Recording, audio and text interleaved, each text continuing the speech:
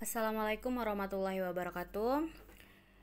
Selamat pagi, siang, sore, malam kepada Bapak Ibu wali murid pendaftar SMP negeri. Berikut kami akan memberikan tutorial cara pendaftaran PPDB tahun ajaran 2022-2023. Untuk menjelang tanggal 1 Juni 2022, Bapak Ibu sekalian bisa melakukan demo ppdbbatam.id. Dan untuk tanggal 17 Juni saat pendaftaran dibuka tingkat SMP, Bapak Ibu semuanya bisa masuk atau mengunjungi website resmi pendaftaran, yaitu dengan mengetikkan ppdbbatam.id di Google, di handphone ataupun di laptop. Untuk langkah pertama, Bapak Ibu semuanya wajib membuat akun. Jadi seperti membuat Facebook atau membuat Instagram atau media sosial lainnya. Jadi kita akan membuatkan akun siswa untuk masuk nantinya untuk melakukan pendaftaran. Jadi kita sudah klik demo ppdbbatam.id. Ini untuk latihan saja ya Bapak Ibu. Nanti saat hari hanya kita akan mengunjungi ppdbbatam.id saja tanpa ada demo. Oke, setelah itu tampilannya akan seperti ini, sama saja. Nah, kita klik garis 3, kemudian kita klik daftar akun PPDB. Untuk pendaftaran di jenjang SMP ada 4 jalur, yaitu zonasi, afirmasi, perpindahan orang tua, dan prestasi. Nah, ini pendaftaran akunnya, kita scroll ke bawah. Nanti saat tanggal 17 Juni atau Bapak Ibu kalau mau latihan sekarang boleh menjelang tanggal 1 Juni. Jadi kita akan pilih jenjang sekolah yang dituju. Jadi Bapak Ibu kan akan mendaftarkan anaknya ke jenjang SMP. Silahkan diklik jenjang SMP. Kemudian kita pilih tanggal lahirnya. Kita buat misalnya tanggal 23 bulan apa nih? Misalnya bulan Agustus. 23 Agustus, tahunnya sekitar tahun berapa nih? 2009 ya misalnya nih. Oke, habis itu kita klik aja 23 Agustus 2009. Kemudian kita masukkan nomor induk kependudukan dari siswa. Jadi nomor induk kependudukan dari siswa ada di sebelah kanan nama di kartu keluarga. Silakan kita masukkan. Ini saya permisalan aja.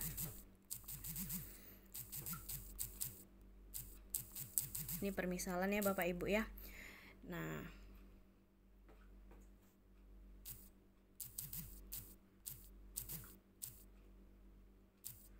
oke, ini permisalan nicknya. Kemudian kita masukkan nomor induk siswa nasional.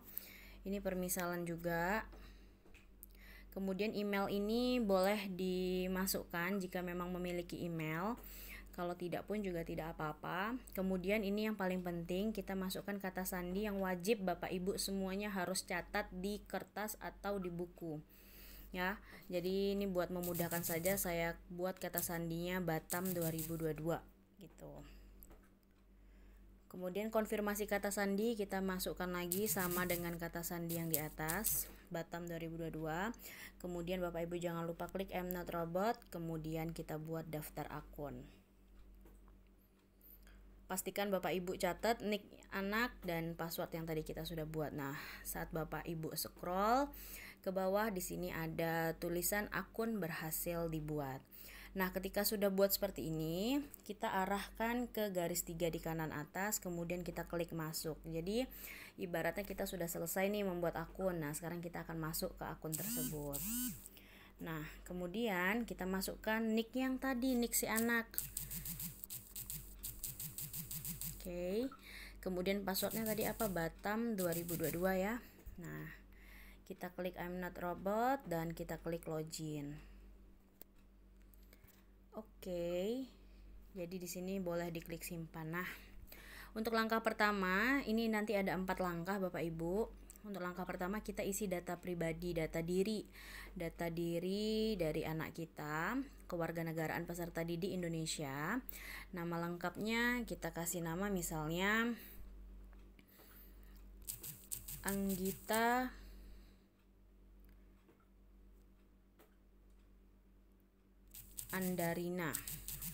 Andarina.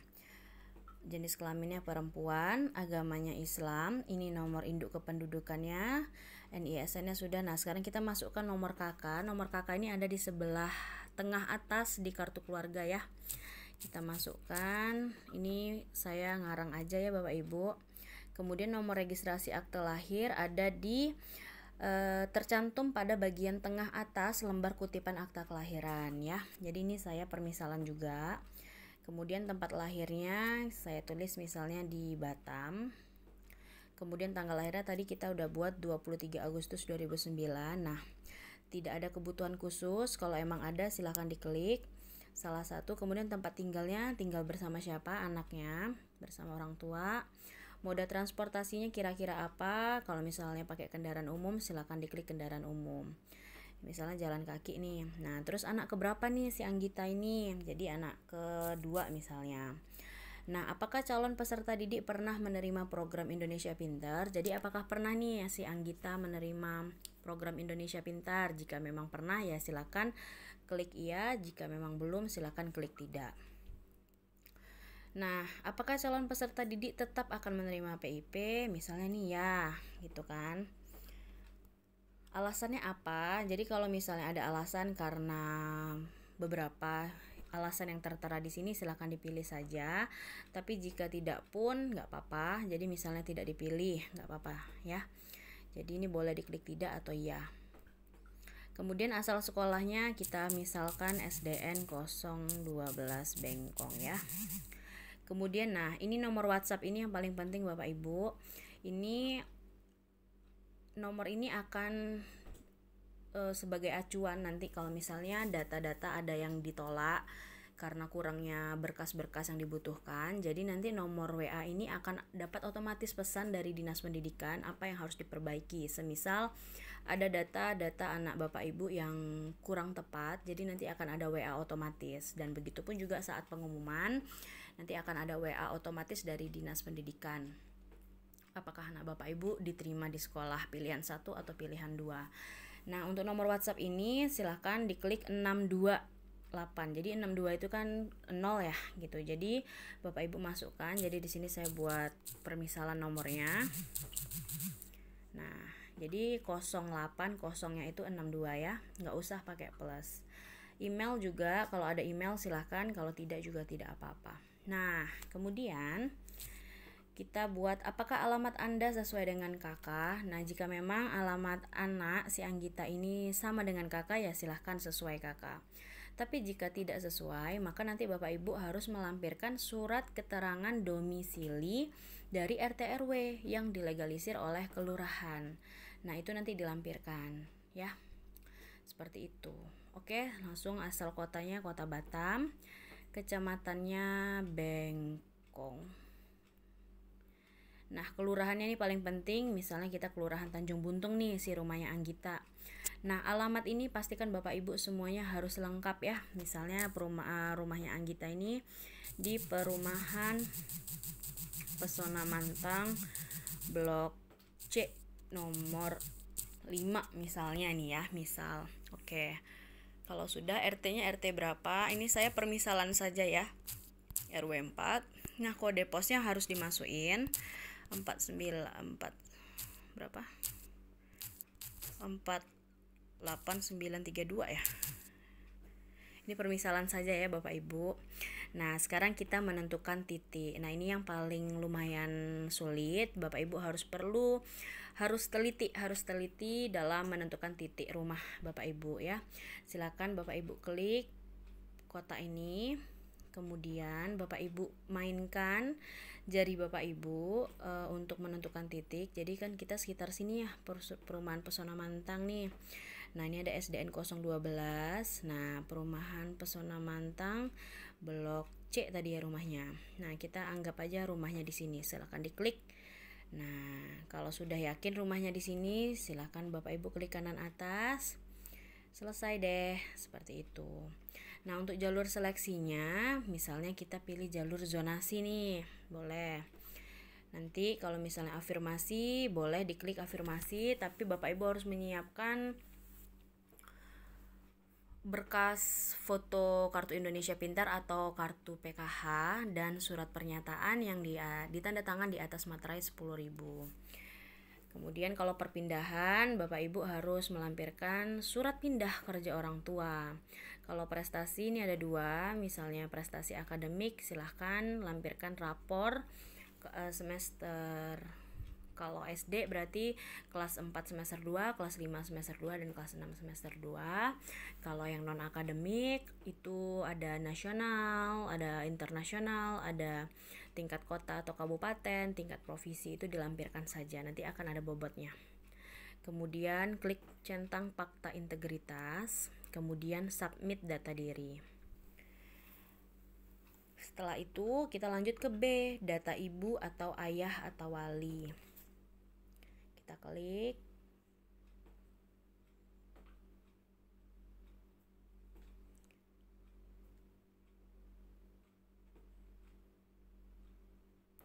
Kemudian kita scroll ke bawah. Nah, sekarang data ibu kandung kita masukkan.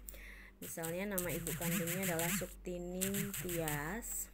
Kemudian kita masukkan nomor KTP ibu. Ini saya permisalan saja. Kemudian tahun lahir ibu misalnya 1980. Pendidikan ibu apa? Misalnya D3. Pekerjaannya misalnya ibu kita tidak bekerja ya. Tidak bekerja berarti penghasilannya tidak berpenghasilan, ini permisalan ya. Kemudian data ayah kandung juga, misalnya nama ayah kandungnya Hidayat Lesmana. Kita masukkan nomor KTP ayah, ini permisalan, tahun lahirnya misalnya 1982 gitu ya. Pendidikannya S1, kerjanya misalnya wira swasta, gajinya sekitar 2-5 juta. Kebutuhan khususnya tidak ada. Oke, data wali ini usahakan ada. OOM-nya boleh, budenya boleh. Usahakan ada, tapi jikalau memang tidak ada, nggak apa-apa, tidak perlu diisi. Misal data walinya namanya Indrani Dwiki. Kemudian nicknya ini saya permisalan saja. Tahun lahirnya 1990. Maaf.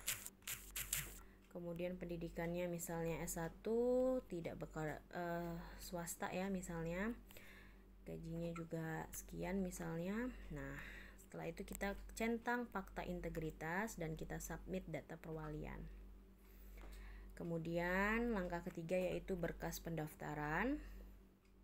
Pastikan berkas-berkas pendaftaran sudah ada di handphone Bapak Ibu semuanya, jadi tinggal upload saja. Nah, untuk berkas pendaftarannya ini, pertama akte kelahiran, silahkan pilih file. Kemudian saya pilih dokumen.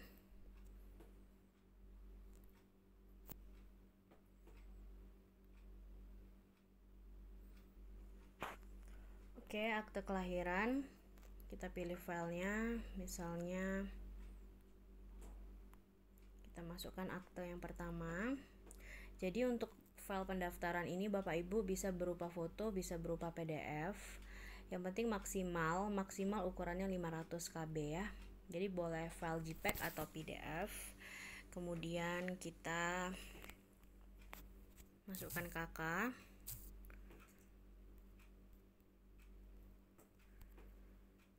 Kemudian kita masukkan EKTP orang tua, ibu kandung, ibu dan ayah kandung atau wali dalam satu file.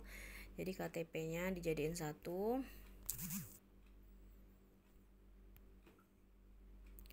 Kemudian ijazah SD atau sederajat dan atau surat keterangan lulus. Jadi pastikan surat keterangan lulus. Kalau ijazah sudah keluar lebih bagus ijazah, tapi jika belum boleh pakai surat keterangan lulus.